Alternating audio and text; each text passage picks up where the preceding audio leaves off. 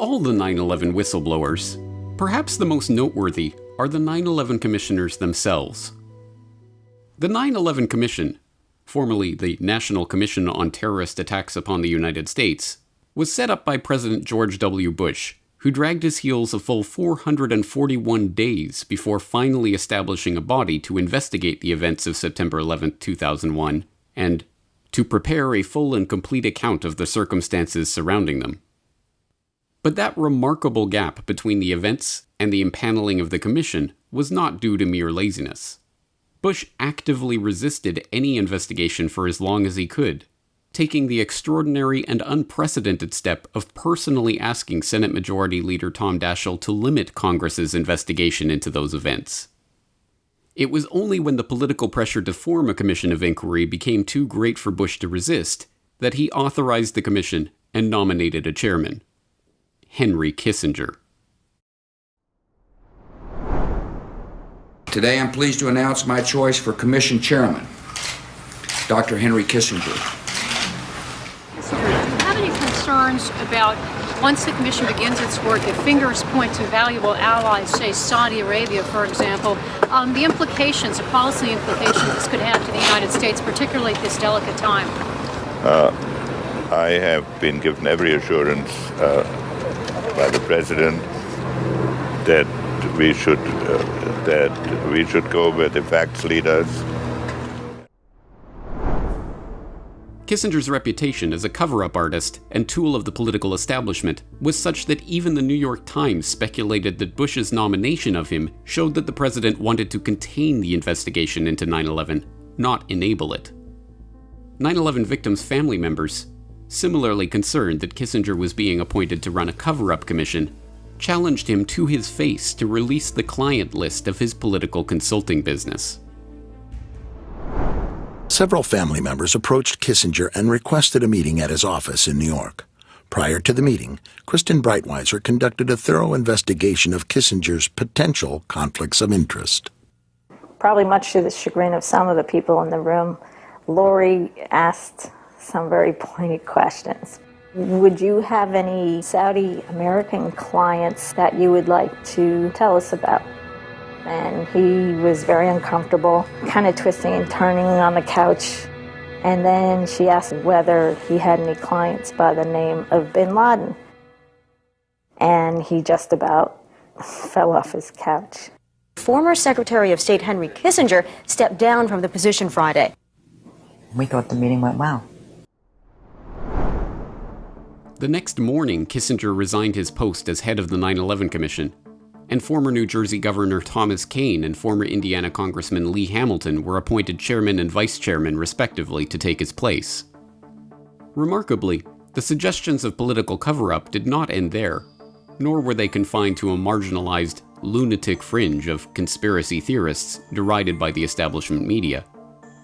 The remarkable and almost completely unreported fact is that 6 out of the 10 commissioners, Kean and Hamilton, as well as Bob Kerrey, Tim Romer, John Lehman, and Max Cleland, have all expressed concern that the commission was misled, stymied, hampered by conflicts of interest, and, ultimately, forced to participate in a politically motivated cover-up. In their book, Without Precedent, The Inside Story of the 9/11 Commission, and in press conferences and interviews at the time the report was released, Kean and Hamilton famously remarked that the commission had been set up to fail. Even Lee Hamilton, the co-chair of the 9/11 Commission itself, admits to us that the process he headed up was seriously flawed. So there are all kinds of reasons. We thought we were set up to fail. We got started late. We had a very short time frame. Indeed, we had to get it extended. We did not have enough money. They were afraid we were going to hang somebody. But it was very difficult, and Lee and I write in our book that we think the commission in many ways was set up to fail. As it turns out, the majority of the commissioners felt that the commission had been lied to, deliberately obstructed, undermined by the White House, or set up with staff that had conflicts of interest in the investigation. One of these concerned commissioners, Max Cleland, resigned because the commission had been deliberately compromised by the President of the United States. Commissioner John Lehman, meanwhile, admitted on NBC Nightly News that the commission had to go through Karl Rove and other senior White House members to access key documents in their investigation, and that we purposely put together a staff that had, in a way, conflicts of interest, stressing, lest there be any doubt, that all of the staff had, to a certain extent, some conflict of interest. Commission members even considered bringing criminal charges against Pentagon officials who had deliberately lied to them about the military's complete lack of response on that day. But perhaps the most cryptic of all the dissenting commissioners was Bob Kerrey. In 2009, he remarked that 9/11 was a 30-year-old conspiracy, but no mainstream reporter has ever followed up with him to clarify this statement. Do you support a criminal investigation into 9/11? Because I know yours was an exposition. It was not a criminal investigation. I don't think so, but I don't know. I mean, I do support a permanent commission to examine not just that, but lots of other things in this area. So. But if it's a permanent cover-up, then it's. I mean, if it's an act of war and it's hiding things, which everyone on your commission knew that the Pentagon was changing their stories, lying to you, right. And it's a cover-up of an act of war, and under Article 3, Section 3 of the Constitution, it's treason.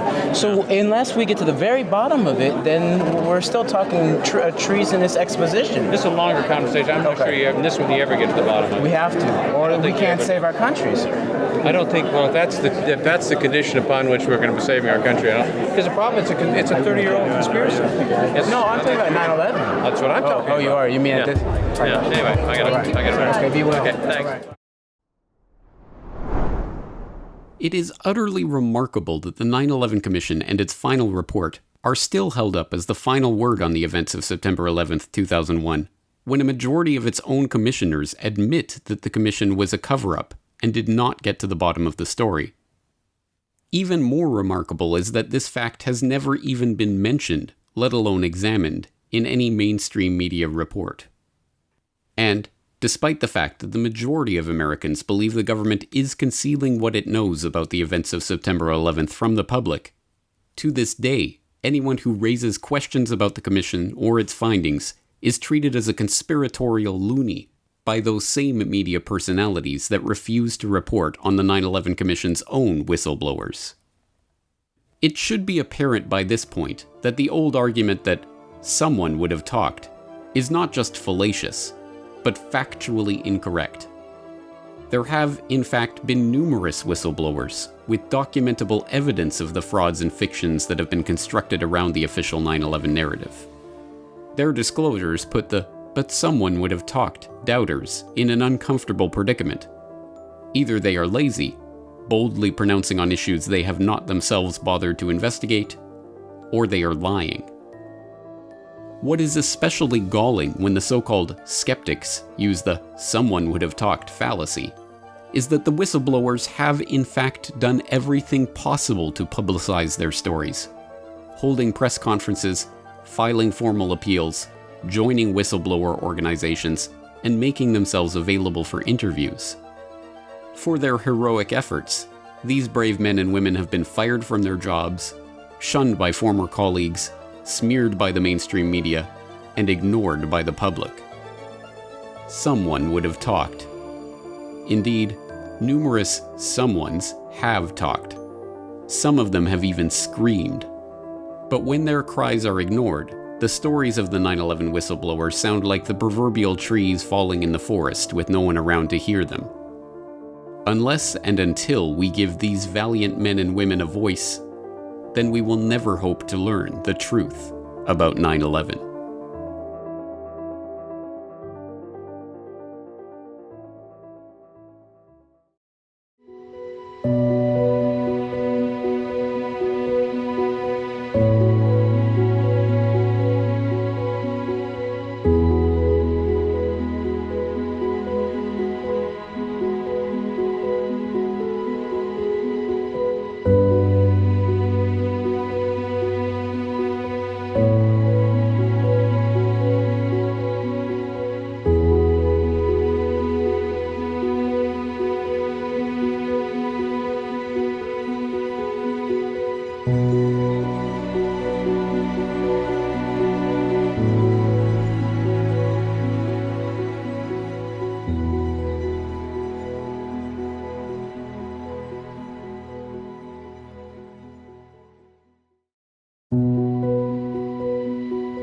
EPA did not give the people of New York complete information. The rest worked for the CIA or the National Security Agency. I'm just confused about one thing. Why World Trade Center 7 went down in the first place.